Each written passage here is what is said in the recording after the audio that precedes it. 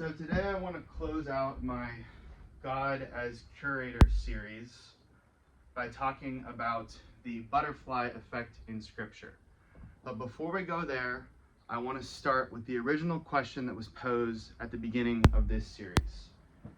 In Christianity, there's typically two ways to think about how a miraculous event could be caused.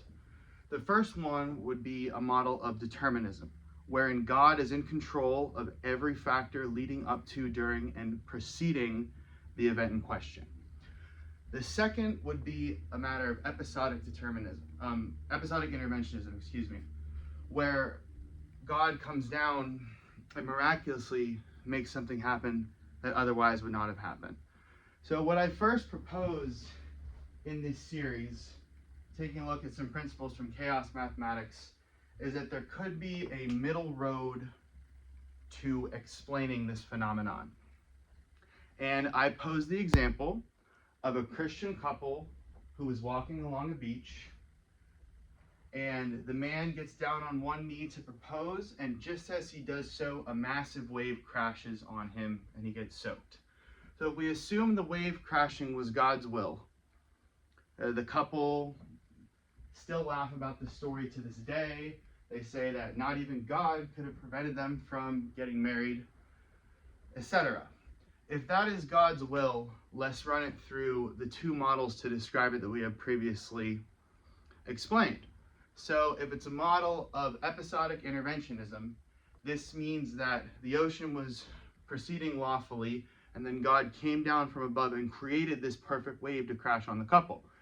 The other model, determinism, would suggest that God is in control of every molecule of water in the ocean and happened to have them arranged in such a way that this wave lawfully crashed down on this man.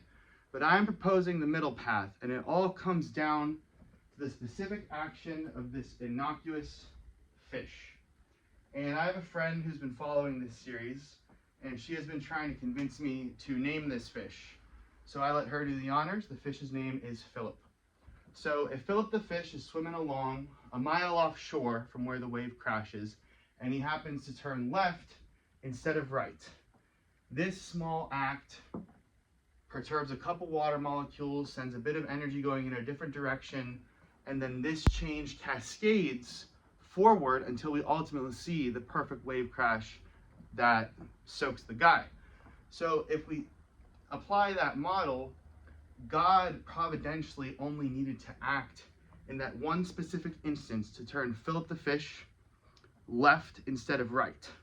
That would have been the providential action or the divine nudge, and then everything that follows happens freely and lawfully.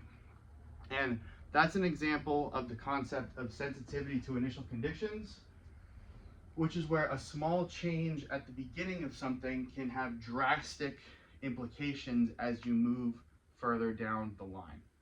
And that's really what people mean when we talk about the butterfly effect. The butterfly effect, coined by Lorenz, who was the first chaoticist really to explore these concepts, poses the question that can a butterfly flapping its wings on one continent cause a thunderstorm all the way across the ocean on another continent? And it's an interesting mathematical question, and I think another way to explain the butterfly effect would be to use time travel. So imagine if you go back to the year 1900 and you're walking along the street and you pop a random bicycle tire, and then you come back to the year 2026 only to find that America has lost the Cold War. That's an example of the butterfly effect, and there's a whole lot of biblical evidence for this. So I'm just going to fly through a bunch of different examples of the butterfly effect in Scripture. So Joseph, one man, happens to be sold into slavery. This leads to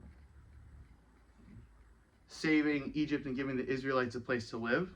Esther becomes queen from a beauty contest, and this leads to her saving the entire Jewish people from the wrath of Haman.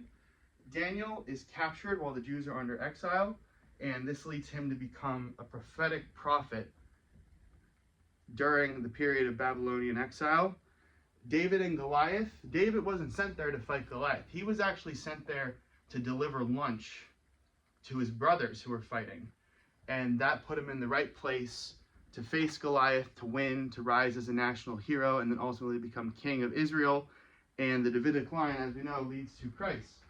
Peter happened to be a fisherman who was called by Jesus, and moving all the way forward, we see him become the foundation of the church. And then Judas, his one act of betrayal, leads to the crucifixion, the resurrection, and ultimately atonement for all of man's sins. So this pattern is evident in Scripture.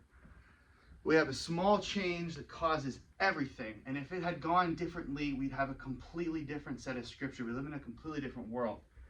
And the message I want to leave you with is that the Bible stops right where history begins. So you, watching, me, everybody, as an individual on this planet, has the same chance to take actions that could have incredibly vast and incredibly good results. So the simple action to start a conversation, to leave a comment on someone's post, to go somewhere you haven't been before, to say something nice to a family member, all of these actions, while small initially, could have vast, vast, vast consequences moving forward into creation and into the story of creation. So that wraps up the butterfly effect in Scripture, and this is the last lecture I want to do in the God as Curator framework for right now. I want to just personally say that this idea of integrating chaos mathematics with the faith was the first big idea that got me into theology. I wanted to I realized I wanted to explore theology back in October of 2025, and I came up with this idea. Well, actually, I had another idea before this. I put together a really interesting framework on counterfeit providence and its interaction in the world based off of a Calvinist framework of understanding things. And I had everything ready to go to begin a really serious research project. And I remember I was lying in bed one night and I just shot awake at 1 a.m, grabbed a book by Lorenz and just started learning all about this. And as soon as I learned about Galton boards and sensitivity to initial conditions, I could see that this was a rich vein for theological study. This is my first big project. I'm very pleased with how it's all turning out. And the point I want to end with is a theological point.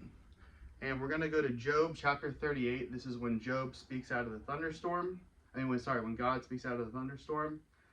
And he says in verse 4 of chapter 38, "Where were you when I laid the earth's foundation? Tell me if you understand. Who marked off its dimensions?"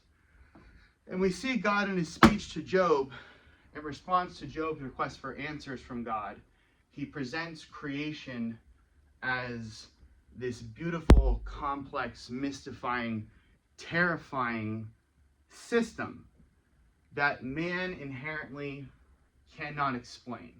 So theologians and theologians in training have been trying to make sense of creation now, going on 2,000 years, and I bet they're going to keep doing it up until Christ returns. It has been my honor and my privilege to contribute something to this dialogue. Thank you, and God bless.